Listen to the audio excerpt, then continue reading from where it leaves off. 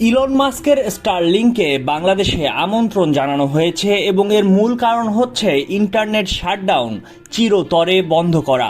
এমনটাই জানিয়েছেন অন্তর্বর্তী সরকারের প্রধান উপদেষ্টার প্রেস সচিব শফিকুল আলম। 25 ফেব্রুয়ারি নিজের ভেরিফাইড ফেসবুকে দেওয়া এক পোস্টে তিনি এসব কথা বলেন। প্রেস সচিব তার ওই পোস্টে লিখেছেন, স্বৈরাচারী শেখ হাসিনার সরকার 16 বছরের শাসনকালে অনেকবার ইন্টারনেট বন্ধ করেছে। বিক্ষোভ দমন করতে বা বিরোধী কোনো বড় আন্দোলন দমন করার ক্ষেত্রে স্বৈরশাসক ও একনায়কদের প্রিয় হাতিয়ার হচ্ছে ইন্টারনেট শাটডাউন। কেউ কেউ তাদের চুক্তি ও চাকরি চিরতরে হারিয়েছেন।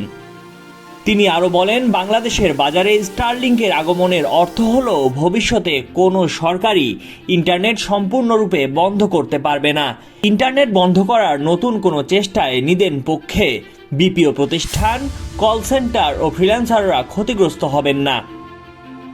বাংলাদেশের অন্তর্বর্তী সরকারের প্রধান উপদেষ্টা ডক্টর মোহাম্মদ ইউনূস মার্কিন ধনকুবের ইলন মাস্ককে বাংলাদেশ সফরে আসার আমন্ত্রণ এবং আগামী 90 কার্যদিবসের মধ্যে স্টারলিংক স্যাটেলাইট ইন্টারনেট পরিষেবা চালুর প্রস্তাব দিয়েছেন।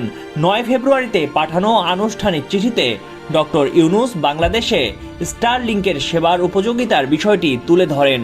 তিনি আলাদা করে বাংলাদেশের তরুণ উদ্যোক্তা, পল্লী সম্প্রদায় ও সুবিধাবঞ্চিত জনগোষ্ঠীর কথা তুলে ধরেন। চিঠিতে ডক্টর ইউনূস জানান, স্টারলিংকের সংযোগকে বাংলাদেশের অবকাঠামোর সঙ্গে সমন্বিত করা হলে এর প্রভাব রূপান্তরমূলক হবে।